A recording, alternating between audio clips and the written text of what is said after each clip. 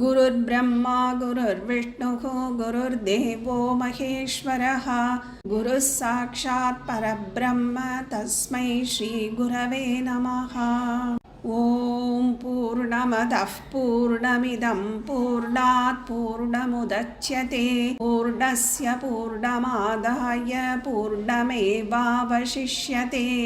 ॐ शान्ति शान्ति शान्तिः। Namaste. Chanting.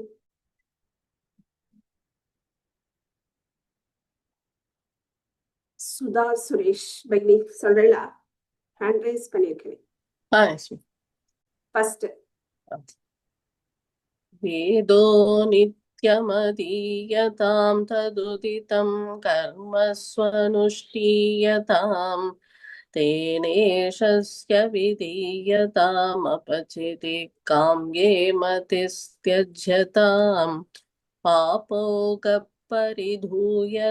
भवसुखे दोषोऽनुसन्धीयता मात्मेच्छा व्यवसीयतां निजगृहा पूर्णविनिर्गम्यताम् संगत्सत्सु विधीयतां भगवतो भगदिर्दृढाधीयतां शान्त्यादिपरिचीयतां दृढतरं कर्माशु सन्त्यज्यतां सत्विद्वानुपश्रुप्यतां प्रतिदिनं तत्पादुघोषेव्यतां ब्रह्मैकाक्षरमध्यतां श्रुतिशिरो वाक्यं समाकर्ण्यताम् वाक्यार्थश्च विचार्यतां श्रुतिशिरः पक्षः समाश्रीयतां दुस्तर्कात् सुविरम्यतां श्रुतिमतस्तर्कोऽनुसन्धीयतां ब्रह्मास्मीति विभाव्यताम् अहरगर् गर्वः परित्यज्यतां देहेऽहं मतिरुज्यतां बुधजनैर्वादः परित्यज्यताम् क्षुद्व्याधिश्च प्रतिदिनं भिक्षौषधं भुज्यतां स्वात्मन्नं न तु याच्यतां विधिवशात् प्राप्तेन सन्तुष्यताम् शीतोष्णादिविशक्यतां न तु वृथा वाक्यं समुच्चार्यताम् औदासीन्यमभीष्यतां जनकृपा नैष्ठुर्यमुत्सृज्यताम् एकान्ते सुखमास्यतां परतरे चेतः समाधीयतां पूर्णात्मा ससीमीक्ष्यतां जगदिदं तद्बाधितं दृश्यतां प्राकर्म प्रवीलाप्यतां चितिबलान्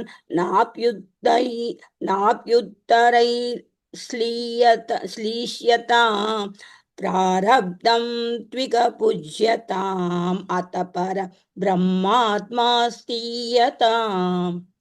மூணாவது ஸ்லோகத்துல இருக்கோம்.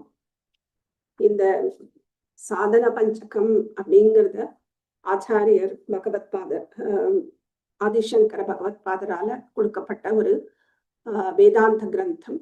இந்த கிரந்தம் முக்திக்கு, அதாவது ஒரு முமுக்ஷுக்கு என்னென்ன ஸ்டெப்ஸ் அப்படிங்கிறத போதனைகள் அந்த உபதேசம் பண்றார். 40 உபதேசம் பண்றார் 5 ஸ்லோகத்துல. ஸோ ஒரு ஸ்லோகத்துக்கு 8 உபதேசம், அதுதான் பார்த்துட்டு இருக்கோம். 4th இருக்கோம். ஸோ க்ஷுத்வ்யாதிஷ்ட சிகித்ஸ்யதாம் பிரதிதினம் பிக்ஷௌஷதம் புஜ்யதாம் ஸ்வாத்வன்னம் நது யாச்யதாம் விதிவசாத் பிராப்தேன சந்துஷ்யதாம். அது வரைக்கும் பார்த்துருக்கோம் இல்லையா? ஸோ இந்த க்ஷுத்வ்யாதிஷ்ட சிகித்ஸ்யதாம் அப்படின்னா என்ன சொல்றாருன்னு யாராவது சொல்லுங்க. என்ன பார்த்தோம்? க்ஷுத் அப்படின்னா என்ன, வியாதினா என்ன, சிகித்ஸ்யதாம்னு எதுக்காக சொல்றார்? க்ஷுத் வியாதிஷ்ட சிகித்ஸ்யதாம் அப்படின்னா என்ன மீனிங், என்ன சொல்ல வர்றார்? சுத்துன்னா பசி. பசிக்கு தேவையானது உணவை வந்து நம்ம வியாதிக்கு எடுத்துக்கிற மருந்து மாதிரி எடுத்துக்கணும்னு சொல்றாரு.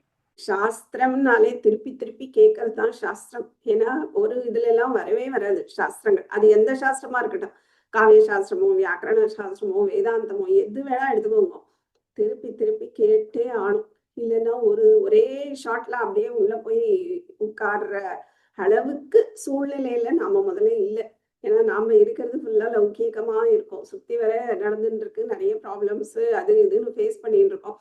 அப்போ வந்து நம்ம இன்னொரு தடவை 2-3 தடவை கேட்கும் போதுதான் அது உள்ள இறங்கி உட்காரும், அது கொஞ்சம் வேலை செய்ய ஆரம்பிக்கும். இல்லைன்னா இப்படி கேட்கறது ஓகே, சிரவணத்துலதான் இருக்கோம். ஸோ சிரவணம் நல்லதுதான், ஆனா அது இப்படி வந்து இப்படி போயிடும். ஸோ உள்ள போறது இந்த மாதிரி ஒரு வார்த்தை ஒரு லைன் வேணா உள்ள உட்காந்துக்கும். அப்படி இல்லை, சாஸ்திரங்கள் திருப்பி திருப்பி கேட்கணும். அப்பதான் அது உள்ள உட்காந்து வேலை செய்யணும்ல. நமக்கு இப்போ ஒரு சிச்சுவேஷன் நடக்கும்போது நம்ம இதை யூஸ் பண்ற மாதிரி டக்குன்னு வரணும் வெளியில. அந்த மாதிரி இருக்கணும்னா திருப்பி திருப்பி கேட்டுதான் ஆகணும். ஸோ அதனால திருப்பி கேளுங்க. நீங்க ப்ரிப்பேர்டா இல்லைன்னு நினைக்கிறேன். சரி, வேற யாராவது சொல்லுங்க. சுத்வியாதிஷ்ட சிகித்ஸ்யதாம் தெரியுதா? சுத்வியாதிஷ்ட சிகித்ஸ்யதாம்.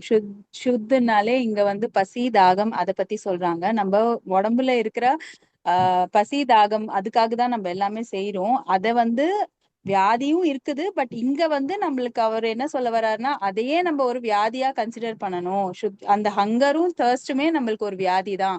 அதை நம்ம வந்து கரெக்டான நம்ம இந்த பாதையில முன்னேறணும்னா அதை வந்து சிகிச்சா, தட் மீன்ஸ் அந்த ஹங்கருக்கு எது மினிமம் தேவையோ அதை மாதிரிதான் நம்ம யூஸ் பண்ணி அதை சாட்டிஸ்ஃபை பண்ணுமே தவிர அதை ஒரு வியாதியா வச்சுக்கிட்டு நம்ம சாப்பிடுற ஃபுட்டு தான் அதுக்கு ஔஷதம் பண்ணும் போது ரொம்ப பார்த்து நம்ம ரொம்ப எல்லாம் டேஸ்டுக்கு அதுக்கெல்லாம் அடிமை ஆகாம கரெக்டா நம்ம வந்து கொஞ்சம் கொஞ்சமா நம்ம அந்த பிளஷருக்காக சாப்பிடுறத நிறுத்திட்டு வாழறதுக்கு, அந்த உடம்பு நல்லா இருக்கிறதுக்கு, சோ தட் நம்ம இந்த பாத்துல ப்ரொசீட் பண்ணணும்னா எப்படியும் நம்மளுக்கு ஃபுட்டு தேவைப்படுது. ஸோ அந்த மினிமம் பேசிக் நம்ம உடம்பு நல்லா இருக்கிறதுக்காக வேண்டியா மட்டும் நம்ம சாப்பிடணுமே தவிர அதுக்கு மேல ஆசைப்பட்டு அதெல்லாம் கொஞ்சம் குறைச்சிக்கிட்டே வந்துட்டாதான் நம்மளால இந்த பக்கம் திரும்ப முடியும்ன்ற மாதிரி, அதுக்குதான் அதை வந்து வியாதியா ட்ரீட் பண்ணி கொஞ்சமா கரெக்டா சாப்பிடணும்ன்றது இந்த ஃபர்ஸ்ட் இதுல சொல்ல வராங்க. சிகிச்சா மாதிரி எடுத்துக்க சொல்றாங்க, மருந்து மாதிரி உணவு. பிரதிதினம் பிக்ஷௌஷதம் புஜ்யதாம். ஸோ இது வந்து இப்போதைக்கு நம்மளுக்கு இது அப்ளை ஆகலைன்னா கூட இது வந்து அவங்க எப்படி சொல்றாங்கன்னா, எதை நம்ம சாப்பிடுறோமோ அந்த காலத்துல சன்னியாசிகள் இருக்கும்போது அவங்க வந்து பிக்ஷா கேட்டுதான் போய் வாங்கிட்டு சாப்பிடுவாங்க. ஸோ பிக்ஷையை வாங்கும்போது ஒரு இடத்துல போயிட்டு அவங்க போயிட்டு வெறும் அந்த சாமியோடைய பேர் சொல்லிதான் கேட்பாங்க, இல்லைன்னா கை தட்டுவாங்க, அந்த மாதிரி நிறைய டிஃப்ரெண்ட் வகையில கேட்பாங்க. அது பிக்ஷையா கேட்டு என்ன எனக்கு கிடைக்குதோ அதை தான் நம்ம சாப்பிடணும்ன்ற மாதிரி இந்த இதுல மீன் பண்றாங்க. அதை மட்டும் தான் சாப்பிடணும், நம்மளா எதுவும் சமைக்கிறது எல்லாம் கிடையாது.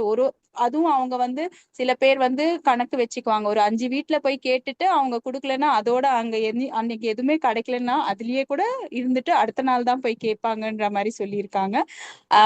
அதுதான் இந்த பிரதிதினம் எது அந்த நம்ம போய் பிக்ஷையா கேட்டு நம்மளுக்கு கிடைக்கிறத மட்டும்தான் அன்னைக்கு நம்ம சாப்பிடணும்ன்றதுதான் இந்த இதுல சொல்லியிருக்காங்க. அது சன்னியாசிகளுக்கு பொருந்தும் இப்போதைக்கு. பிக்ஷா ஏவ ஔஷதம், அங்க க்ஷுதேவ வியாதி, அங்க பசிங்கிறது தான் வியாதி. அப்ப பசிங்கிற வியாதிக்கு பிக்ஷா ஏவ ஔஷதம், அதுதான் ஔஷதம் அப்படின்னு. அப்ப ஔஷதம்னா மருந்து, அந்த பிக்ஷை எடுத்து வரக்கூடிய சாப்பாடுதான் ஔஷதம். அப்ப ஔஷதம் மருந்துன்னா எப்படி இருக்கும், கூட ஒரு டோஸ் சாப்பிட மாட்டோம். ஸோ நமக்கு எவ்வளவு தேவையோ அவ்வளவுதான் சாப்பிடுவோம். அதுல டேஸ்ட் பார்க்க மாட்டோம், டேஸ்ட் இல்லைன்னாலும் நம்ம சாப்பிடுவோம்ல, அதைத்தான் அவர் மீன் பண்றார். ஸோ ஒரு சாப்பாடை ஔஷதமா தான் சாப்பிடணும், அந்த அளவா சாப்பிடணும். இது வந்து சன்னியாசிகளுக்கு பிக்ஷா எடுத்து சாப்பிடுறது.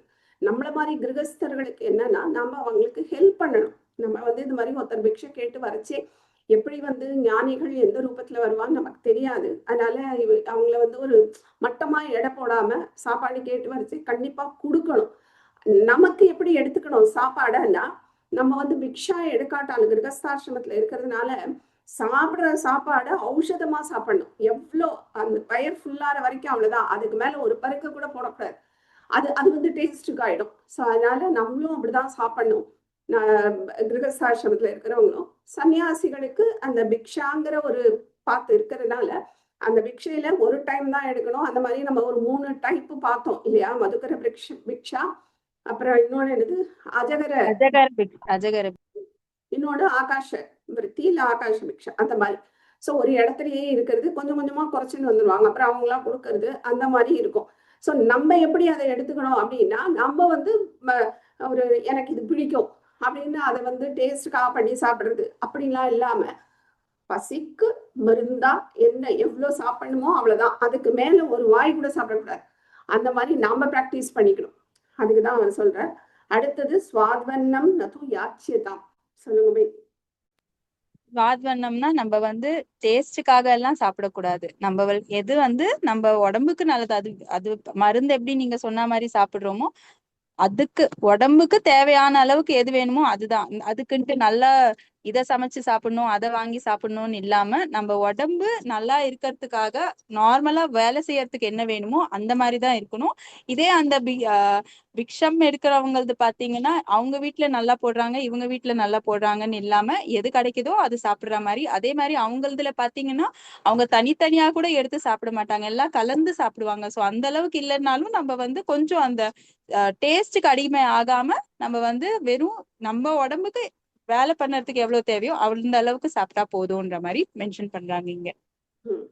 அடுத்தது விதிவசாத் பிராப்தேன சந்துஷ்யதாம்னா அன்னைக்கு என்ன கிடைக்குதோ அதுல சந்தோஷமா இருக்கணும். அது கிடைக்கலன்னு சொல்லிட்டு நம்ம துக்கமும் படக்கூடாது.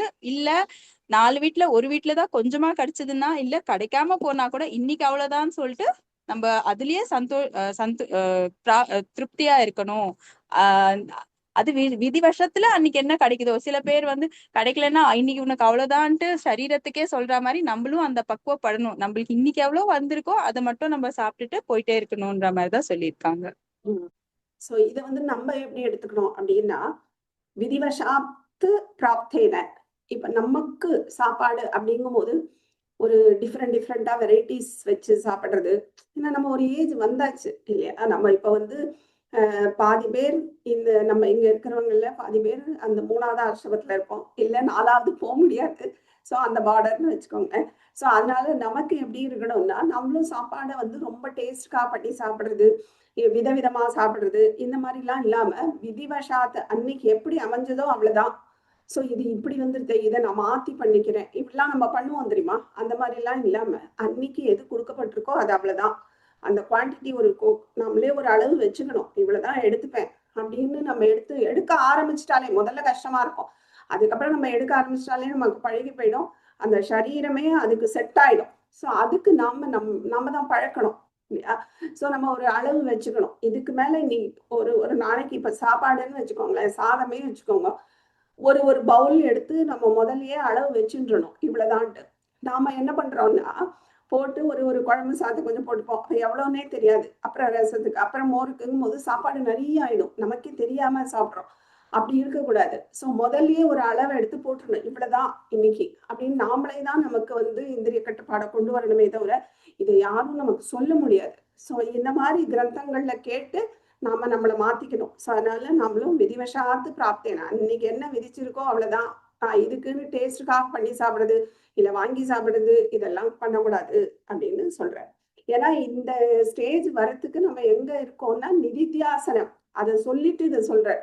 ஸோ நிதித்தியாசனத்துல வந்த அப்புறம் இந்த டேஸ்டுக்கு அடிமையாருது, இல்ல பிடிச்ச சாப்பாடு பண்ணி சாப்பிடுறது, இல்ல வாங்கி சாப்பிடுறது, இல்ல அங்க இது கிடைக்கும் ஹோட்டல்ல அது மாதிரி போறது, அந்த மாதிரி இருக்கக்கூடாது. ஸோ என்ன கிடைக்கிறதோ அதை சாப்பிடணும், ஹெல்த்துக்காக சாப்பிடணும், ஔஷதமா சாப்பிடணும் அப்படிங்கிறது நமக்கும் உண்டு, சன்னியாசிகளுக்கும் உண்டு. அடுத்தது என்ன சொல்றாருன்னா, சீதோஷ்ணாதி விஷஹ்யதாம் அப்படின்னு சொல்றாரு.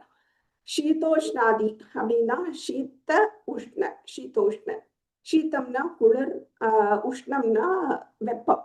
ஸோ இந்த சீத்தம் உஷ்ணம், இந்த குளிர் வெப்பம், இந்த மாதிரி முதலிய ஆதின்னு போட்டிருக்காரு. ஸோ இந்த முதலிய இந்த ரெட்டைகள் இருக்க இருமைகள், சீத்தம் அதாவது குளிர், வெப்பம், இல்ல ஒரு மானம் அபமானம், இந்த மாதிரி எல்லாமே ரெட்டைகளால் ஆனதுதான் உலகம்னு நம்ம திதிக்ஷால பார்த்திருப்போம், கிட்டத்தட்ட அதேதான்.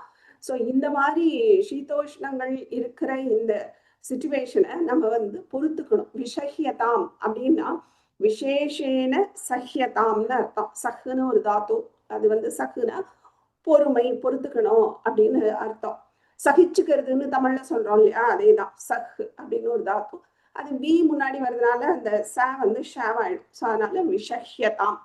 அப்படின்னு அர்த்தம். விசேஷேன சஹ்யதாம், ரொம்பவே பொறுத்துக்கணும் அப்படின்னு சொல்ற. இப்ப சன்னியாசிகளுக்கு எடுத்துட்டோம்னு வச்சுக்கோங்களேன், சீதம். இப்போ அவ வந்து வெளியில தான் அப்படி நடந்துட்டு இருப்பா. ஸோ அப்படி இருக்கும்போது குளிர் பிரதேசங்களுக்கு போவா. அப்ப நமக்குன்னா நம்ம கதவை சாத்திக்கலாம், இல்லை ஒரு போர்வை எடுத்துக்கலாம், கம்பளி எப்படியோ போட்டுக்கலாம். பட் அவங்களுக்கு அதெல்லாம் கிடையாது இல்லையா? ஸோ குளிருங்கும் போது ஒரு ஒரு பெருசா அவங்கள்ட்ட ஒண்ணுமே இருக்காது. ஒரே ஒரு மேல ஒரு துண்டு மாதிரி இது ஷால் மாதிரி போட்டுட்டு இருப்பாங்க, அவ்வளவுதான். ஸோ அதை வச்சுதான் அட்ஜஸ்ட் பண்ணிக்கணும். அப்போ அவங்களுக்கு அந்த பொறுமை கண்டிப்பா வேணும். சீத்தத்துல உஷ்ணத்துலயும் நம்மனா என்ன பண்ணுவோம், வீடு கதவெல்லாம் சாத்திட்டு ஏசி போட்டுக்கலாம், இல்லை கூலர் போட்டுக்கலாம், ஏதோ ஒண்ணு பண்ணுவோம். ஆனா அவங்களுக்கு அந்த வாய்ப்பும் கிடையாது. ஸோ இதுக்கெல்லாம் அந்த பாடியை தயார் பண்ணணும் அவங்க சன்னியாசிகள். அதுக்குத்தான் அந்த சாப்பாடை முதல்ல சொல்றேன். சாப்பாடு ஹெவியாலாம் இருந்து இஷ்டப்படி சாப்பிட்டோம்னா இந்த கண்ட்ரோல் கிடைக்கவே கிடைக்காது. அந்த ஒரு ஒரு பொறுமை, ஒரு திதிக்ஷாங்கிறது வரவே வராது. ஏன்னா எல்லாமே சாப்பாடை பேஸ் பண்ணி தான். இதுதான் கீதையிலையும் சொல்றாரு இல்லையா, அந்த சத்துவமா இருக்கணும், சாப்பாடு லிமிட்டா இருக்கணும். அப்படிங்கும் போது நமக்கே ஒரு ஒரு பாடியே ஒரு லேசா இருக்கிற மாதிரி ஒரு ஃபீலிங் இருக்கும். நிறைய சாப்பிடும்போது நீங்களே இந்த டிஃப்ரென்ஸ் பார்க்க முடியும். ஸோ அப்படி இருக்கும்போது நமக்கு அந்த ரஜஸ் ஜாஸ்தி ஆகும், சாப்பாடு ஜாஸ்தியானா தமஸ் ஜாஸ்தி ஆகும். ஸோ இதெல்லாம் இல்லாம சத்துவத்துக்கு வரணும்னா சாப்பாடும் முதல்ல கண்ட்ரோலா இருக்கணும், அதுதான் பேஸ். ஸோ இந்த சன்னியாசிகளுக்கு அதுக்குதான் முதல்ல அதை சொல்லிட்டு இதை சொல்றேன். அப்படி இருக்கும்போது தான் இந்த சகனம்ங்கிறதே வரும், அந்த பொறுமைங்கிறதே அப்பதான் வரும். சாப்பாடு வந்து இதுவா இருக்கிறதுனா அப்போ இந்த சன்னியாசிகள் இந்த மாதிரி வெளியில போகும்போது இந்த குளிரையோ இல்லை உஷ்ணங்களையோ அவங்க தாங்கிக்கணும். தாங்கி தாங்கி அவங்க பழகிடுவாங்கன்னு வச்சுக்கோங்களேன். இப்ப கூட ஒரு டிவியில இமயமலையில வந்து அப்படி பனி, ஃபுல் பனி, மைனஸ்ல இருக்கும் நினைக்கிறேன் டெம்பரேச்சர். ஒரு சாது மேல இந்த இந்த அங்கவஸ்திரம் கூட கிடையாது, அப்படியே பேர் பாடியில அங்க ஒரு தண்ணி மாதிரி ஒரு குட்டை மாதிரி இருக்கு, கொஞ்சோண்டு தண்ணி இருக்கு, எப்படி இருக்கும் ஐஸ் தண்ணி, அதுல வந்து அந்த பேர் பாடியில வந்து குளிக்கிறார். எப்படி முடியுது அப்படின்னு எல்லாரும் ஆச்சரியமா அவங்க கேட்டுட்டு இருந்தாங்க. ஏன்னா அது முடியும், பழக்கம் இருந்தா அது முடியும். ஏன்னா அந்த ஆக்சுவலா நார்மலா அந்த நம்ம பீப்புள் வந்து அங்க போனோம்னா கண்டிப்பா உயிரே விட்டுரும். அந்த மாதிரிலாம் குளிக்கவே முடியாது நம்மளால, ஏன்னா பாடி அப்படி அக்கஸ்டம் ஆகல. ஸோ அதுக்குதான் அவர் சொல்றேன், கொஞ்சம் கொஞ்சமா அந்த பாடியை அக்கஸ்டம் பண்ணணும். நம்ம சொல்ல பேச்சு அது கேட்கும், அதை கொஞ்சம் கொஞ்சமா நம்ம பழக்கி விட்டுறணும். இல்லை இப்ப நம்மளே ஒரு 11 மணிக்கு சாப்பிட்டு பழகிட்டோம்னா 11 மணிக்கு இந்த சாப்பாடு பசிக்கும். நம்ம 1 மணிக்கு சாப்பிட்டு பழகினோம்னா 1 மணிக்கு பசிக்கும். ஸோ அதனால நம்ம பழக்கிறது தான், அதை பழக்கி பழக்கி இந்த நம்மளோட ஃபுல் அந்த சிஸ்டத்தையே நம்ம வந்து கொண்டு வரணும் நம்ம வழிக்கு. அதுக்குதான் இதெல்லாம் ஒன்னொன்னா சொல்லிட்டு வரேன். ஸோ இங்க திதிக்ஷால நம்ம பொறுமையா இருக்கணும். ஸோ சன்னியாசிகளுக்கு இது மஸ்ட், வேற வழியே கிடையாது அவங்களுக்கு. அப்போ இதுக்கு பேர் வந்து எப்படி தெரியுமா, அப்பிரதீகார பூர்வகம் சகிஷ்ணுத்துவம்னு பேரு. பிரதீகாரம் அப்படின்னா என்னன்னா ரியாக்ட் பண்றது. இப்போ ஒண்ணு நடக்கிறது, ஒரு செயல் நடக்கிறதுனா நம்ம அதுக்கு ரியாக்ட் பண்ணா அது பேர் பிரதீகாரம்னு பேரு. அப்பிரதீகார பூர்வகம் அப்படின்னா ரியாக்டே இருக்கக்கூடாது. அப்படின்னா என்ன அர்த்தம்னா, இப்போ அந்த குளிர் வெப்பம் அதுக்கெல்லாம் போறாங்க இல்லையா, அவங்க மோஸ்ட்லி பேர்பாடியா இருக்கும், இல்லை ஒரு டவல் தான் இருக்கும். அப்படிங்கும் போது புலம்ப கூடாது. அதை சகிக்க முடியலன்னு புலம்பி தள்ளுறது, அது நம்ம வீடுகளிலே பண்ணுவோம். அது அந்த மாதிரி புலம்பி இல்லை வந்து ஒரு என்ன சொல்றது, ஒரு மற்றவங்களை பக்கத்துல உள்ளவங்கள அரிச்சு எடுத்து இந்த மாதிரிலாம் பண்ணக்கூடாது. அது வந்து பிரதீகாரம். நீ ஏதோ ஒரு விதத்துல உன்னோட பொறுக்க முடியாத தன்மையை நீ காட்டுறல, அப்படி இருக்கக்கூடாது. அதுதான் அவர் சொல்றாரு, அப்பிரதீகார பூர்வகம் சகிஷ்ணுத்துவம் அப்படின்னு சொல்றாரு. இதுக்கு ஒரு எக்ஸாம்பிள், இந்த சாதுக்கள் வந்து எப்படி என்ன பண்ணுவாங்கன்னா, தனக்கு யாராவது ஒரு துன்பம் கொடுக்குறாங்கன்னு வச்சுக்கோங்க. ஏன்னா இந்த ஸ்ரீதோஷ்ணாதின்னு சொல்றதே சுக துக்கங்கள், ஸ்ரீதம் உஷ்ணம் மானம் அபமானம், இந்த ரெட்டைகள் தான். ஸோ அப்போ இந்த சுகம் இல்லை ஒரு துக்கம் ஒருத்தர் கொடுக்குறாங்கன்னு வச்சுக்கோங்களேன், அந்த பொறுமையை அவங்க கிட்ட பார்க்க முடியும். இந்த ஞானிகள்கிட்ட நீங்க பார்க்க முடியும். மற்றவங்க எவ்வளோ ஒரு பிசிக்கலாவே அவங்கள துன்புறுத்தலாம், அந்த மாதிரிலாம் நடந்திருக்கு. ரமணருக்கே நடந்திருக்கு, தெரிஞ்சிருக்கும் நிறைய பேருக்கு. நிறைய இந்த எல்லாம் தூக்கி அவர் தலையில கொட்டி அந்த மாதிரிலாம் பண்ணியிருக்காங்க. அவர் ஒண்ணுமே பேச மாட்டாராம். அதுக்கப்புறம் தெரிஞ்சவங்க ஒருத்தவங்க வந்து மற்றவங்களெல்லாம் விரட்டி விட்டு அவரை வந்து கூட்டின்னு வந்தாங்கன்னு சொல்லுவாங்க இல்லையா. அது மாதிரி இன்னொருத்தர் சாது ராமதாஸ் நினைக்கிறேன், அவர் என்ன பண்ணுவாராம், கங்கையில குளிச்சுட்டு வரும்போது வேற மதத்தை சேர்ந்த ஒருத்தர் வந்து மாடியில நின்று அவர் கரெக்டா வரும்போது அவர் மேல துப்புவாராம். உடனே இவர் என்ன பண்ணுவாராம், அவரை நிமிந்து கூட யாரு அப்படின்னு பார்க்க மாட்டாராம். திருப்பி அவர் பாட்டு கங்கைக்கு போய் குளிச்சுட்டு வருவாராம். வேணும்னு இவர் என்ன பண்றாருன்னு பார்க்கலான்னு திருப்பியும் அவர் கிராஸ் ஆகும்போது துப்புவான். திருப்பியும் அவர் உள்ள போய் கங்கையில போய் குளிச்சுட்டு வருவாராம். இந்த மாதிரிதான் பண்ணிட்டு இருப்பாரே தவிர அவன் யாரு என்ன ஏன் பண்றன்னு கூட கேட்க மாட்டாங்களாம். நீ இப்படி பண்றன்னா அது உன்னோட குணம், இது என்னோட குணம், அதுதான் அவங்களோட அந்த டிஃப்ரென்ஸ். கோவங்கிறது வராது, யாருன்னு கூட பார்க்க மாட்டாங்க. ஸோ இந்த மாதிரி தான் சாதுக்கள் இருப்பாங்க. இன்னொரு இன்சிடென்ட் கூட சொல்லுவாங்க. ஒரு கதை என்னன்னா, ஒரு பீச் கடல் இருக்கும். அந்த பீச்ல ஒரு சாது உட்கார்ந்துருப்பாரு. அப்ப அந்த நண்டு வரும் இல்லையா, அந்த நண்டு அவரை கொத்திட்டு போகும், கொத்தும். இவர் என்ன பண்ணுவாரு, அந்த நண்டை பார்த்துட்டு கொல்லலாம் மாட்டாரு, அதை பிடிச்சு தள்ள மாட்டாரு, ஒண்ணும் பண்ண மாட்டாரு. அதை பிடிச்சு திருப்பி தண்ணிக்குள்ள கொண்டு விட்டுருவார். திருப்பி அதை அலையில வரும், திருப்பி இவரை கொத்தும், திருப்பி இவர் பிடிச்சு தண்ணிக்குள்ள விடுவார். அப்போ பக்கத்துல ஒருத்தர் கேட்பாரு, சாமி நான் பார்த்துட்டே இருக்கேன், நீங்க ஒண்ணு அதை கொன்னுடணும், நீங்க ஏன் திருப்பி திருப்பி அதுக்கு நல்லது பண்றீங்க, பிடிச்சு அதுக்கு தண்ணியில விடுறீங்க அப்படின்னு அவர் கேட்பாங்க. அப்ப இவர் சொல்வாராம், அந்த கொத்துறதுங்கிறது அதோட சுபாவம், அது கொத்துறது. ஆனா அதுக்கு இறங்கி நான் பதிலுக்கு பிரதீகாரம் பண்ணக்கூடாது, இது என்னோட சுபாவம். அது கொத்தினா கூட நான் நல்லது பண்ணணுங்கிறது என்னோட சுபாவம். அது அப்படி இருக்குங்கிறதுக்காக நான் ஏன் சுபாவத்தை மாத்திக்க மாட்டேன், நான் இப்படிதான் பண்ணுவேன் அப்படின்னு அவர் சொன்னாராம். அப்படி ஒரு கதை உண்டு. ஸோ இதுதான் சாதுக்கள். அந்த பிரதீகாரம்ங்கிறதே அவங்களுக்கு இருக்காது. ஸோ அதுதான் அப்பிரதீகார பூர்வகம் சகிஷ்ணுத்துவம். இது சாதுக்களுக்குன்னா அவங்க ஏதோ வேற கேட்டகரி, எங்கேயோ வானத்துல இருந்து வந்தவங்க, அப்படி கிடையாது. ஸோ இதெல்லாம் எதுக்குன்னா, நாமளும் இப்படி இருக்க பழகிக்கணும். கொஞ்சம் கொஞ்சமா அது வரும், பழகணும். இந்த மாதிரி நிதித்தியாசனத்துல இருக்க இருக்க மற்றவங்க திட்டம் போதெல்லாம் நமக்கு பெருசா ஒன்றும் வலிக்காது.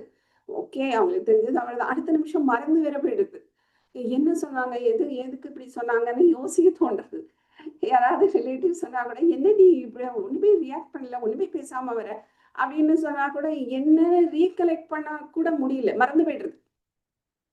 சரி அப்படின்ட்டு போறோம். அந்த மாதிரி ஆயிடும் லைஃப். ஸோ அது இது நமக்கும் தான் அவர் சொல்ற. ஸோ சகனம், அந்த பொறுமை, எதுலேருந்து, சர்வதுக்கானாம் அப்பிரதிகார பூர்வகம். சர்வதுக்கானாம், என்ன துக்கம் வந்தாலும் சரி அதுக்கு பிரதீகாரம் பண்ணக்கூடாது. அதுதான் உண்மையான நிதித்தியாசனத்துல. ஏன்னா அவங்களுக்கு பாடியே பெருசு இல்லையே, பாடியே துச்சமா நினைக்கிறவங்க தானே. அது உண்மை இல்லை, அது வாஸ்தவம் இல்லைன்னு தெரிஞ்சுதானே இந்த ஸ்டேஜுக்கு வரும். அப்படிங்கும் போது ஒரு பாடிக்கு ஒருத்தர் கெடுதல் பண்ணும் போதோ ஒரு துக்கத்தை கொடுக்கும் போதோ அதுக்கு ரியாக்ட் பண்ணிட்டா என்ன அர்த்தம், நீ சரீரத்தை உண்மைன்னு நினைக்கிறேன்னு தான் அர்த்தம் இல்லையா. அதனால அவங்க அப்படி பண்ண மாட்டாங்க. ஸோ நம்மளும் அதுக்கு அந்த மாதிரி இருக்க பழகிக்கணும். சர்வ துக்கானா, 3 துக்கங்கள் தான் மேஜரா சொல்லப்படுறது. ஆதி தெய்வீகம், ஆதி பௌத்திகம், அதுக்கப்புறம் ஆத்தியாத்மிகம். ஆதி தெய்வீகம் அப்படின்னா என்னன்னா,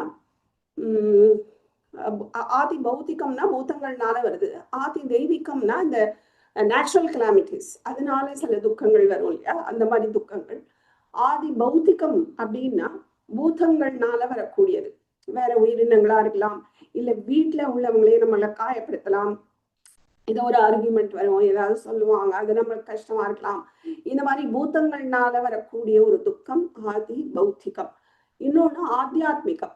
ஆத்தியாத்மிகம்னா என்னன்னா, நமக்கு நாமே எதிரி.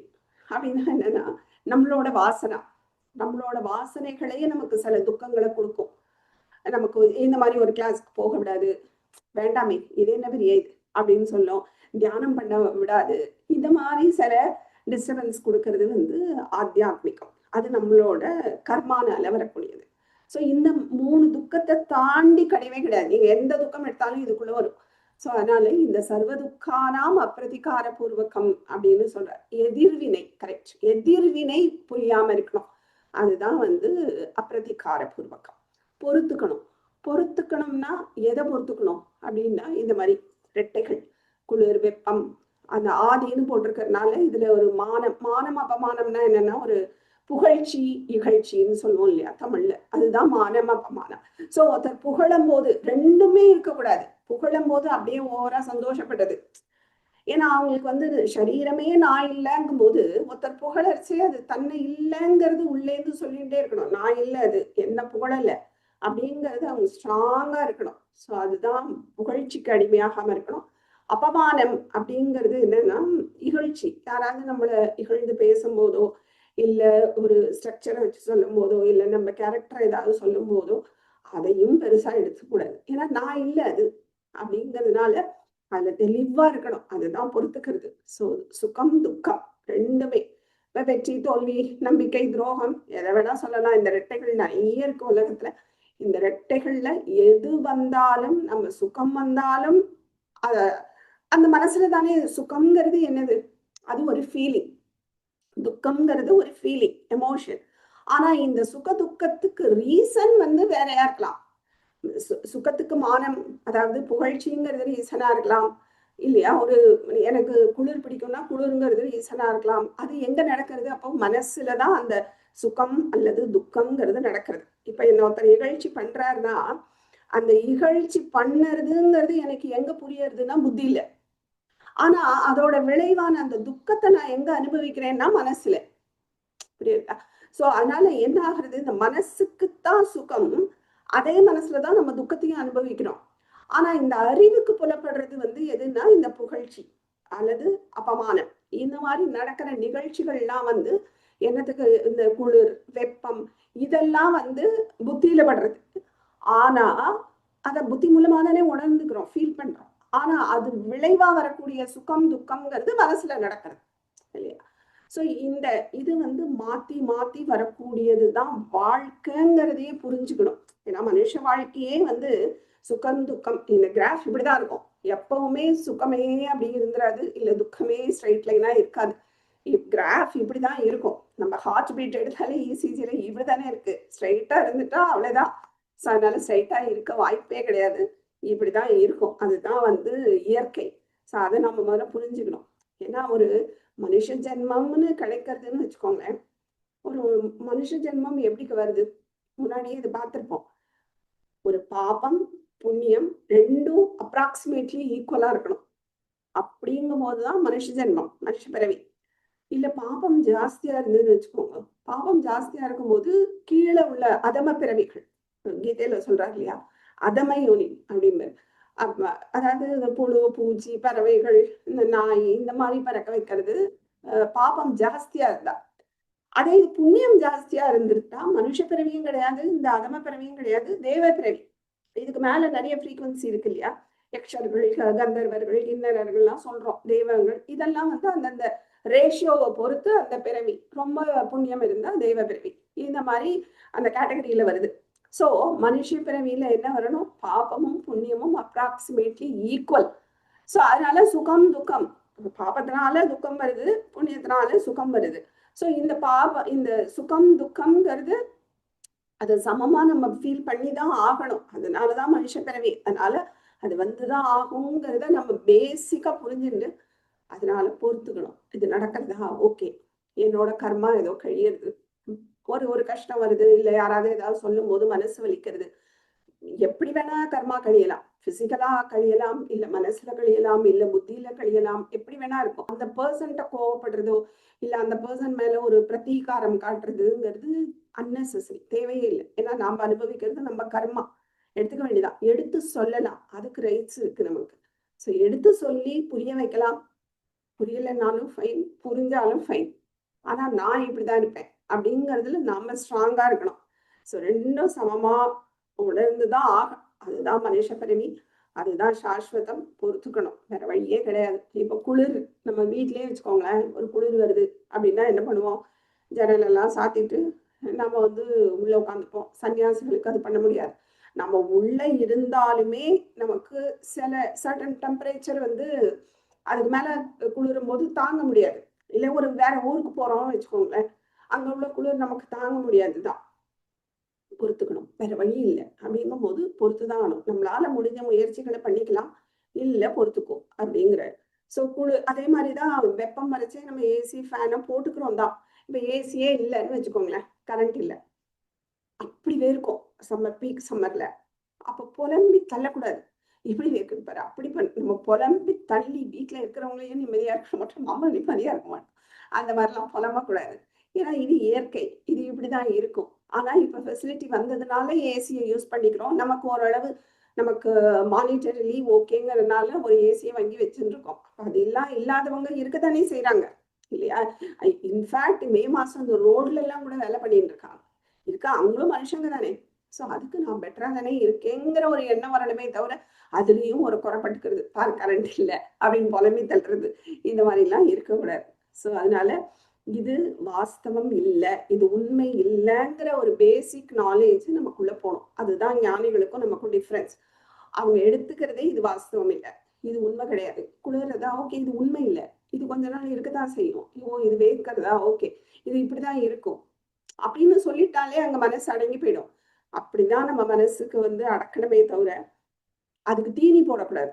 இப்ப வேர்க்கிறதுன்னு ஒண்ணு ஏசி போட, ஏசி சில பேர் அப்படி பண்ணுவாங்க, நீங்க பாத்துக்கலாம்.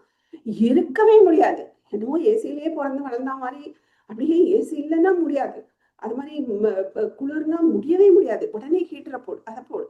இது மாதிரி எப்படி ஓவரா அது மாதிரிலாம் வரக்கூடாது. நம்மளே கண்ட்ரோல் பண்ணிக்க ட்ரை பண்ணணும். ஏன்னா இதெல்லாம் உண்மை இல்லை, சரீரமே உண்மை இல்லைன்னு சொல்றோம். அப்ப அந்த சரீரத்துக்கு கிடைக்கிற உணர்வுகளோ இதுகளோ உண்மை கிடையாதுதான். ஆனா அந்த டயத்துக்கு நம்மளால முடிஞ்சதை ஏதோ நம்ம செஞ்சு சரி கட்டிக்கிறோம். பட் அதையும் மீறி கரண்ட் இல்லை, அதையும் மீறி ஒரு குளிர் அப்படிங்கும் போது பொறுத்துக்கும். இதுக்கு புலம்பி தள்ளாத அப்படின்னு சொல்றாரு. அதுதான், ஏன்னா இதுக்கு ரியாக்ட் பண்ணிட்டோம், இந்த புலம்புறது இதெல்லாம் வச்சோம் வச்சுக்கோங்களேன், அப்போ நமக்கே நம்ம சொல்லிக்க வேண்டியது, நாம இன்னும் மெச்சூர்டால நம்ம சரீரத்தை சத்தியம்னு நம்பிட்டு இருக்கோம்னு அர்த்தம். அப்பதான் இந்த புலம்பலே வரும். நீங்க ஞானிகளுக்கு ஏன் புலம்பல் வரல அப்படின்னா, அவங்களுக்கு இதெல்லாம் சத்தியமே இல்லை, நல்லா தெரியும், ஒரு கனவு மாதிரி. ஸோ அதுக்கு வெயிட்டேஜே கொடுக்க மாட்டாங்க. ஸோ அந்த மாதிரி நாமளும் இருக்க கத்துக்கணும். அதுதான் அவர் சொல்ற. இந்த இப்ப யாத்திரை பண்றோம் வச்சுக்கோங்க, அங்கெல்லாம் நீங்க இதுக்கு யாத்திரை பண்ணணும்னு சொல்லணும். ஏன்னா இந்த பாத யாத்திரை எல்லாம் நடந்து போறாங்க பாருங்க. இப்ப தைப்பூசம்னா திருச்செந்தூருக்கு நடக்கிறது, இல்ல ஒரு புரட்டாசினா திருப்பதி, இந்த மாதிரி சில இடங்களை வச்சுன்னு நடக்கிறாங்க இல்லையா. இட்ஸ் ஆக்சுவலி ஒரு தபஸ். ஏன்னா நடக்கும்போது நிறைய ஃபேஸ் பண்ணுவோம். கொசு கடிக்கலாம், அங்கங்க தங்கி படுக்கும் போது அங்கெல்லாம் நம்ம வீடு மாதிரி ஒரு ஃபேனோ ஏசியோ அதெல்லாம் கொண்டு போக முடியாது. ஸோ அப்போ அந்த சுச்சுவேஷனுக்கு நம்ம கஷ்டமாயே ஆகணும் நம்ம சரீரம்.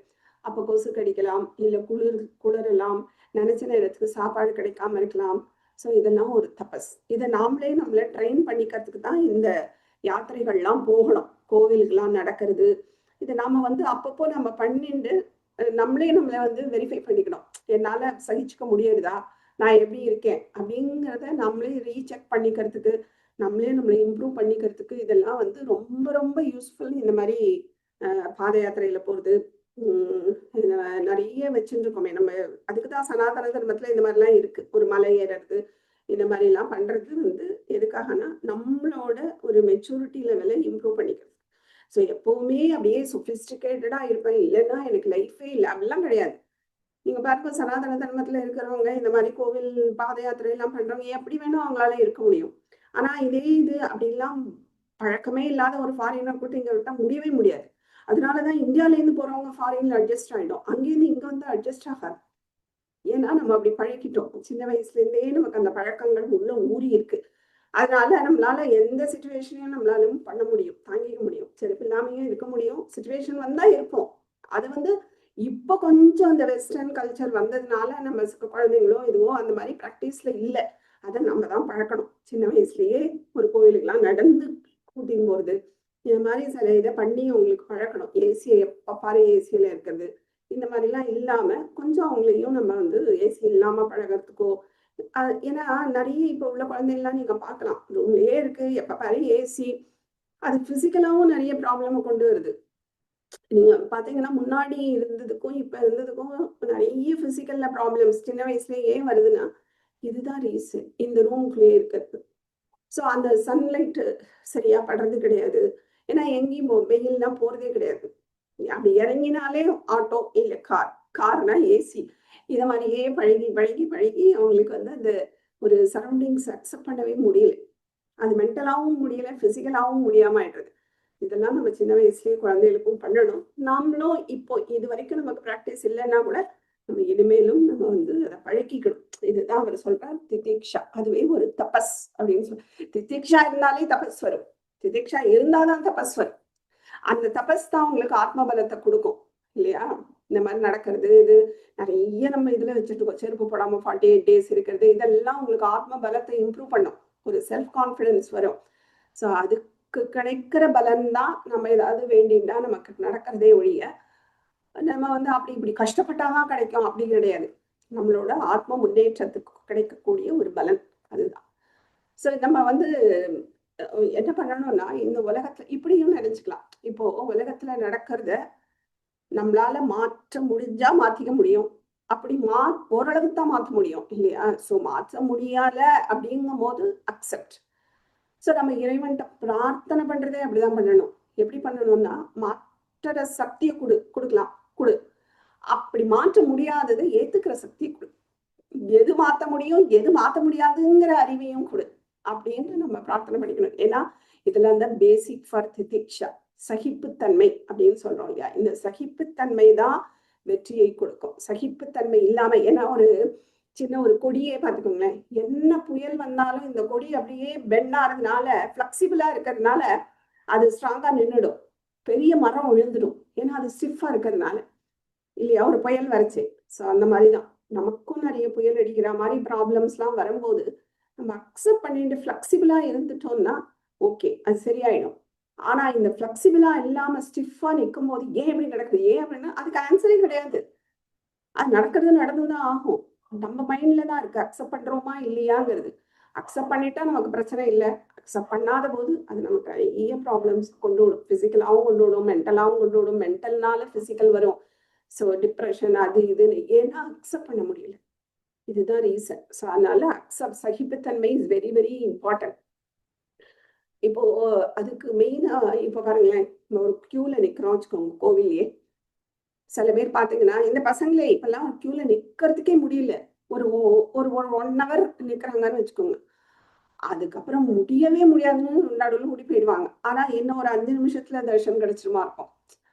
அதுதான் அந்த கன்சிஸ்டன்சி கிடையாது. இப்போ ஒருத்த கோழி கிணறு தோன்றான்னா 90 feetல வாட்டர் வருதுன்னு வச்சுக்கோங்களேன், ஒரு 80 வரைக்கும் ட்ரை பண்ணுவான். சரி வரவே இல்லைன்னு விட்டுட்டு போயிடுவான். 10 feetல வந்துடும். ஸோ அதனாலதான் அந்த உழைப்பு நம்ம என்ன போடுறோமோ அது கன்சிஸ்டன்சி கண்டிப்பா இருக்கணும். கன்சிஸ்டன்சி இருந்தாதான் ரிசல்ட்டே கிடைக்கும். இதுதான் வந்து சொல்ற இருமைகளால் தாக்கம், அது வரும்போது பொறுமை. அதுதான் இதோட இது சீதோஷ்ணாதி விஷஹ்யதாம் அப்படின்னு சொல்றாரு. அடுத்தது என்ன சொல்றாருன்னா இந்த பொறுமை. அதுக்கப்புறம் நது விருதா வாக்கியம் சமுச்சாரியதாம் அப்படின்னு சொல்றாரு. நது விருதா வாக்கியம், விருதா அப்படின்னாலே என்னன்னா வேஸ்ட் அப்படின்னு அர்த்தம்.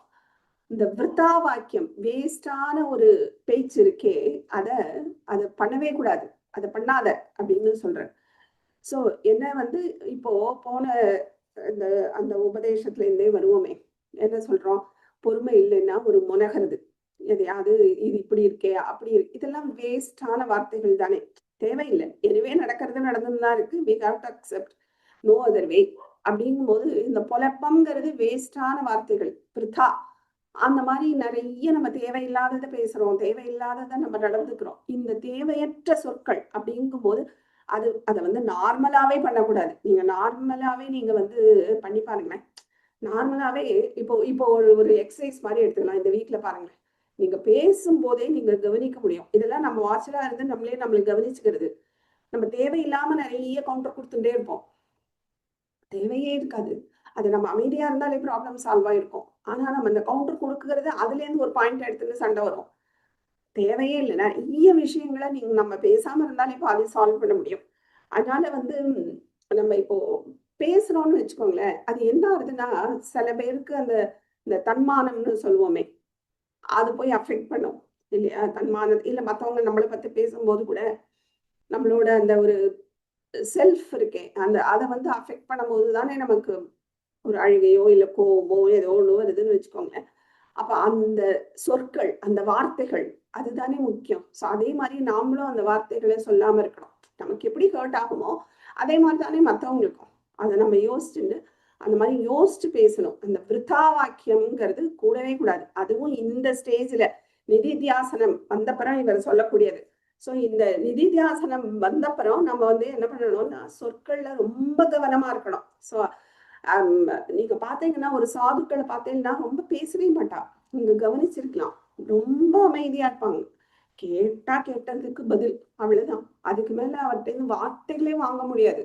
பெரியவா மகாபெரிவா கிட்ட இருந்த நிறைய பேர் கூட சொல்லுவாங்க, இப்பா இவரோட வந்து ரொம்ப அந்த க்ளோஸ் சர்க்கிள் இருப்பாங்க இல்லையா, ஐயம்மா இவரோட கஷ்டமா ஏன்னா கேட்கவும் முடியாது, கேட்டா பதிலும் வராது, நமக்கு புரிய மாட்டேங்கிறது அவர் சொல்றது இப்படின்னு நிறைய சொல்லுவாங்களாம். ஏன்னா அவர் வந்து எப்போ ரொம்ப அடிக்கடி பேச மாட்டாரு, எப்போ அது தேவைக்கு தான் பேசுறது, அதுலயும் சில இது நமக்கு புரியாது, ரொம்ப ஸ்டாண்டர்டா இருக்கும். ஸோ இதுதான் அப்படிதான் இருக்கணும். ஸோ வார்த்தைகளை நிறைய கொட்ட கொட்ட நம்மளோட உள்ள ஆத்ம பலத்தெல்லாம் நம்ம இழக்கிறோம். அதனாலதான் வார்த்தைகளை ரொம்ப செலவு பண்ண மாட்டாங்க சாதுக்கள், நீங்க பார்த்திருக்கலாம் இல்லையா. ஸோ நம்ம சைட்ல எப்படி பார்க்கணும்னா, ஒரு அன்வான்ட் ஸ்பீச், இப்போ ஒரு சினிமாவை பத்தி பேசுறது, இல்ல அரசியலை பத்தி பேசுறது, அப்படிலாம் நம்ம இப்போ அரசியலை பத்தி நம்ம ரொம்ப நம்ம எதுவும் அங்க பண்ண போறது இல்ல, நம்மளால எதுவுமே முடியாது, ஒரு ஓட்டு தான் போட முடியும், அதை தவிர ஒண்ணும் கிடையாது. ஆனா கூட அதை பத்தி டிஸ்கஸ் பண்றது, இதெல்லாம் வந்து டைம் வேஸ்ட். அப்ப என்ன ஆகிறது, ஒரு முமுட்சுக்குன்னா லோகம் சத்தியம்ங்கிற ஒரு தாட் இருக்குன்னு அர்த்தம் இல்லையா. அப்படின்னு நினைக்கிறதுனால தானே அதை பத்தி பேச முடியாது, அதை பத்தி டிஸ்கஸ் பண்ணணும்னு தோன்றது. இவங்க வந்தா நல்லா இருக்கும், அவங்க வந்தா நல்லா இருக்கும், இது எவ்வளோ டிஸ்கஷன், அதுவும் இந்த எலெக்ஷன் டைத்துல எல்லாம் தேவையே கிடையாது.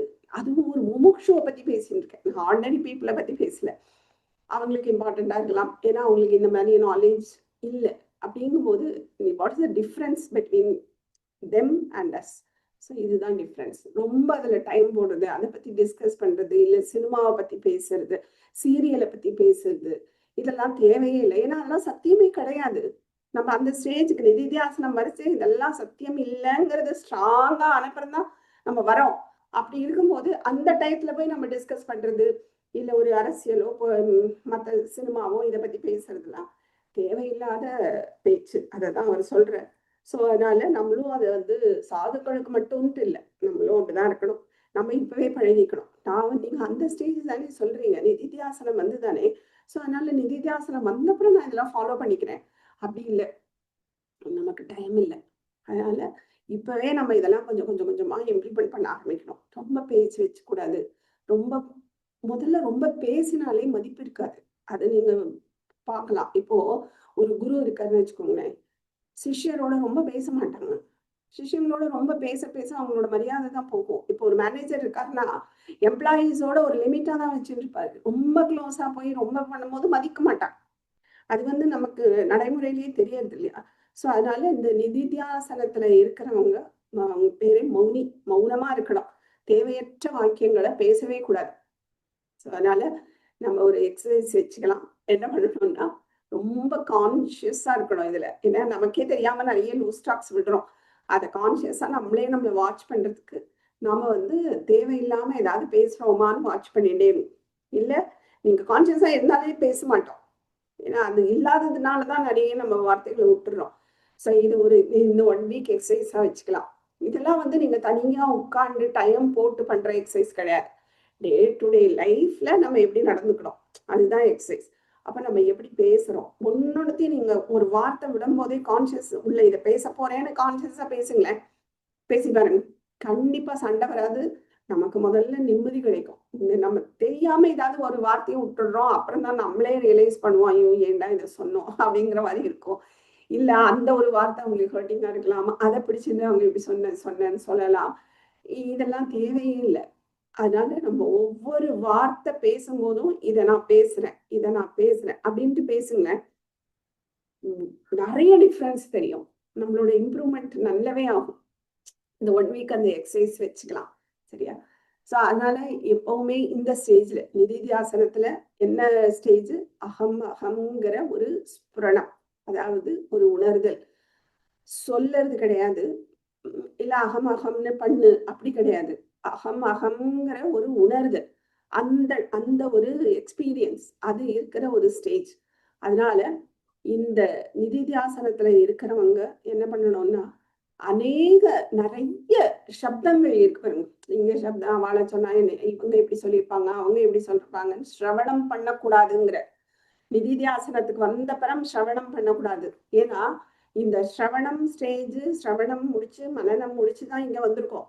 அப்ப நிதித்தியாசனத்துல இருக்கும்போது இதுக்கு ஓஷோ என்ன சொல்லியிருப்பாரு, இதுக்கு ஜெயகிருஷ்ணமூர்த்தி என்ன சொல்லியிருப்பார், இதுக்கு ரமணர் என்ன சொல்லியிருப்பார், இங்க வந்து டிஸ்கஸ் பண்ணக்கூடாது இந்த ஸ்டேஜ்ல. அததான் அவர் சொல்றார். சோ இங்க வந்து ஸ்ரவணம் எல்லாம் முடிச்சாச்சு. ஸ்ரவணம் பண்ணக்கூடாது, இந்த டிஸ்கஷன் மனநத்துக்கு இங்க போகக்கூடாது. இங்க இருக்கிறது எல்லாமே அகமகம்ங்கிற ஸ்புரணம் மட்டுமே. சோ நம்ம என்ன பண்ணாலும் கான்சியஸ்னஸோட இருக்கணும். நான் இதை பேசுறேன், நான் இதை செய்யறேன், நான் இதை சொல்றேன், நான் இதை செஞ்சு கொடுக்குறேன், நான் இதை கொடுக்குறேன். இப்படி ஒன்னொன்னுத்துக்கும் நீங்க கான்சியஸா நான் இதை பண்றேன்னு பண்ணுங்களேன், உங்களுக்கே டிஃப்ரென்ஸ் தெரியும். அப்ப நம்ம அந்த ஒரு சாட்சி ரூபமா இருக்கிறது புரியும். இதெல்லாம் ஒரு பிராக்டிஸ் ஒன்னொன்னு. ஆனா நமக்கு மறந்து போயிடும். பிராக்டிஸ்ல இருக்கும்போது முதல்ல மறந்து போயிடும் வச்சுக்கோங்க. அது பிராக்டிஸை நம்ம கொண்டு வரணும். ஸோ கொண்டு வரச்சே ஒன்னொன்னு நான் இதை பேசுறேன், நான் இதை சொல்றேன், நான் இதை செய்யறேன் அப்படிங்கும் போதே அதெல்லாம் நான் இல்லைங்கிற ஒரு அறிவு வரும். ஏன்னா நான் செய்யறேன் அப்படின்னு சொல்லிட்டாலே நான் செய்யறதுனால அது நானா இருக்க முடியாது.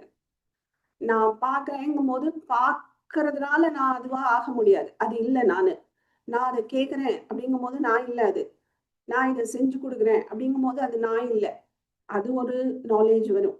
இன்னொன்னு இந்த கான்சியஸ்னஸ், நான் இதை பண்றேன், நான் இதை செய்யறேங்கும் போது நான் வேற அப்படிங்கிற மாதிரி ஒரு அந்த கான்சியஸ்னஸ்ல நம்ம ஸ்ட்ராங்கா இருப்போம். அதை புரிஞ்சுக்க முடியும்.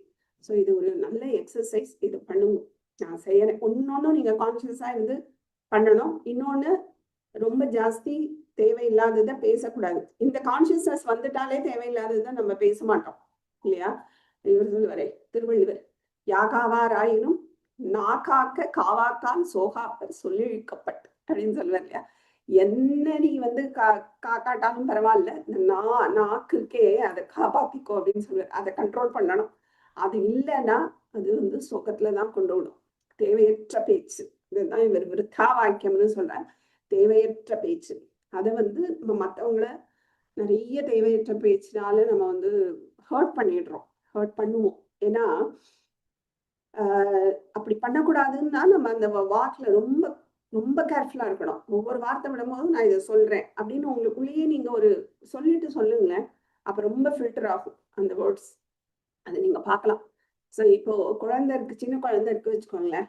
அது ஏதாவது ஒரு எதிர்ப்பை காட்டணும்னா என்ன பண்ணும்? ஒருத்தர் பிடிக்கல, ஒரு வெறுப்பு இருக்கு, இது இருக்குன்ட்டானா அது என்ன பண்ணும்? அதோட ஆயுதம் என்ன? கையால ஏதாவது பண்ணும், இல்ல காலால ஏதாவது பண்ணும், அது பண்ணும். இப்ப நம்ம பெரியவங்களாயிட்டோம், இதெல்லாம் பண்ண மாட்டோம். அப்ப நம்ம எதை ஆயுதமா எடுத்துக்கிறோம்னா இந்த வார்த்தை, சொற்கள், இதுதான் நம்ம ஆயுதமா ஆக்குறோம். இது நம்மளும் பண்ணியிருக்கலாம், இல்ல நமக்கு நிறைய பேர் பண்ணியிருக்கலாம். இதை நம்ம ரியலைஸ் பண்ணியிருக்கலாம். இதெல்லாம் நம்ம வாழ்க்கையில வரக்கூடியது. அதான் அவர் சொல்ற. ஸோ நம்ம இதெல்லாம் பண்ணதான் நமக்கு எவால்மெண்ட், நம்மளோட மெச்சூரிட்டி அது வரும். ஸோ அதுக்குதான் மற்றவங்களை நம்ம வந்து காயப்படுத்துறதுக்கு இந்த சொற்களை வந்து நம்ம வந்து ஒரு ஆயுதமா எடுத்துடுறோம். இந்த ஆக்சுவலா இந்த வாய் எதுக்கு கொடுக்கப்பட்டிருக்குன்னா நல்லதை பேசணும், அந்த ஈஸ்வரனோட நாமங்களை பேசணும், அவனை பத்தி பேசணும், நல்ல வார்த்தைகளை பேசணும், பாசிட்டிவா பேசணுங்கிறதுக்கு தான். ஆனா அதை ஆயுதமா ஆக்கக்கூடாது. ஆனா ஆக்கிடுறோம். அட்லீஸ்ட் இந்த நாலேஜுக்கு அப்புறம் நம்ம ரொம்ப கேர்ஃபுல்லா இருக்கணும் இல்லையா? ஸோ அதனாலதான் இந்த இப்ப நீங்க வந்து வயசானவங்களை பார்க்கலாம் வீடுகள்ல. ஒரு பேரனோ பேத்தியோ இந்த தாத்தா, ஐயோ தாத்தா உள்ள உட்காந்துருக்காருனாலே போகாது, ஐயோ பிடிச்சிட்டுருவா அப்படிங்கும். ஏன்னா பேசுறதுக்கு ஏதாவது பேசுவா, அதுவும் சொன்னதையே சொல்றா அப்படின்னு சொல்லுவா. ஸோ அதனால அந்த அந்த ஏரியாக்கே போகாது. ஐயோ அப்பா தாத்தா இருக்கா, ஐயோ பாட்டி இருக்கா, நான் போக மாட்டேன். ஏன் அந்த பேச்சு, ஏதாவது பேசுறா, ஏதாவது சொன்னதையே சொல்றா அப்படிங்கும் போது அப்ப இதெல்லாம் நாம கேர்ஃபுல்லா ஆயிடணும். அடுத்து நம்ம அந்த ஸ்டேஜுக்கு வரைச்சு இந்த பேச்சை நாம வாங்கிக்க கூடாது. இன்னொருத்தட்டு நம்மளை பார்த்தா வர மாதிரி நம்ம வச்சுக்கணும். அப்ப நம்ம என்ன பண்ணணும்? பேச்சை குறைக்கணும். போக நிறைய பேர் வயசாக தான் அவங்களுக்கு வந்து பேச்சு ஜாஸ்தி ஆயிடும். ஆனா வயசாக தான் பேச்சை குறைக்கணும், ரொம்ப குறைக்கணும். அதுவும் நீங்க சாதுக்கள்னா பாத்தீங்கன்னா பேசவே மாட்டான். வாயிலேருந்து வார்த்தை வரதே ஒரு பெரிய நமக்கு பிளஸ்ஸிங்கா இருக்கும். அப்படி இருக்கும். ஏன்? எப்போ அதான் பேசுறாங்க இல்லையா? ஸோ அதனால நம்ம எவ்வளோக்கு எவ்வளோ பேசாம இருக்கோமோ அப்பதான் நமக்கு மதிப்பு. பேச நம்ம மதிப்பை தான் இழக்கிறோம். ஏதாவது பாயிண்டா பேசணும், ஒரு டிஸ்கஷன் இருக்கு வீட்டுல அப்படின்னா அதையுமே நம்ம யோசிச்சு நான் இதை பேச போறேன் அப்படின்னு நீங்க யோசிச்சு ஒரு வாட்டி உள்ள சொல்லிட்டு பேசுங்க. அதோட மதிப்பே தனிதான். அதனால பேச்சை குறைக்கணும் அப்படின்னு சொல்றேன். ஸோ அதனால அது எல்லாருக்கும் எல்லா இடத்துலயும் நம்மளே பார்க்கலாம். ஒரு டீச்சர் ஸ்டூடெண்ட்ஸ்ட பேசும்போது லிமிட்டா தான் இருக்கும். ஆனா ஸ்டூடெண்ட்ஸ் நிறைய பேசலாம், டீச்சர் அந்த அளவு பேச மாட்டாங்க. நீங்க கவனிச்சு பார்த்தா தெரியும். ஒரு ஆச்சாரியன் ஸ்தானத்துல இருக்கிறவங்க ரொம்ப பேச மாட்டாங்க ஸ்டூடெண்ட்ஸ்ட. ஆனா ஸ்டூடெண்ட்ஸ் க்ளோஸா இருப்பாங்க. இது நடக்கிறது தான் இல்லையா? ஆனா வீடுகள்ல என்ன ஆகுது, மாத்தி நடக்குது. வயசாக ஆக ரொம்ப பேசுறாங்கன்னு சொன்னதுனால இந்த சின்ன பசங்க வரதே கிடையாது, பக்கத்துலயே வரது கிடையாது. அதனால வேற ஏதாவது என்ட்ரன்ஸ் இருக்கா, அப்படி கூடி உள்ள போயிடலாமான்னு பார்ப்பாங்க. ஸோ அந்த மாதிரி நிலைமைக்கு நாம வந்துடக்கூடாது. நமக்கு இன்னும் அந்த ஏஜ் வரைச்சே இதெல்லாம் நம்ம ஞாபகம் வச்சுக்கணும். ஐயோ, அந்த ஸ்டேஜுக்கு நாம போகக்கூடாது, நம்மளை தேடி வர மாதிரி நம்ம வச்சுக்கணும். அப்ப என்ன பண்ணணும், கண்டிப்பா வார்த்தைகளை குறைக்கணும். லிமிட் பண்ணதான் மதிப்பு. அதுதான் வந்து அவர் சொல்றாரு. ஸோ இதுதான் அவர் வந்து சீதோஷ்ணாதி விஷயத்தாம், அதுலயும் நது விருதா வாக்கியம் சமுச்சாரியதாம் அப்படின்னு சொல்ற. ஸோ தேவையில்லாத வார்த்தைகளை உச்சாரணம் பண்ணக்கூடாது, ரொம்ப யோசிச்சு பண்ணணும். ஏன்னா அதுவும் நிதித்தியாசனத்துக்கு அப்புறம் எப்பவுமே அகமகம் அந்த ஸ்புரணத்துல இருக்கும்போது, அது அந்த பிரம்மத்தோடையே ஒன்றி பிரம்மமாவே இருக்கும்போது இந்த தேவையில்லாத ஒரு பேச்சுங்கிறது அவங்க வார்த்தையில இருந்து வரவே வராது அந்த நிலைமைக்கு வரும்போது. ஸோ நாம அதை கொஞ்சம் கொஞ்சமா நம்ம ப்ராக்டிஸ் பண்ணிக்கணும். ஸோ பேச்சை நம்ம குறைச்சிக்கணும். தேவையானதை மட்டும் தேவையான டயத்துல ஒரு மற்றவங்களை ஹர்ட் பண்ணாத அளவுக்கு பேசணும், அப்படின்னு நம்ம வச்சுக்கணும்.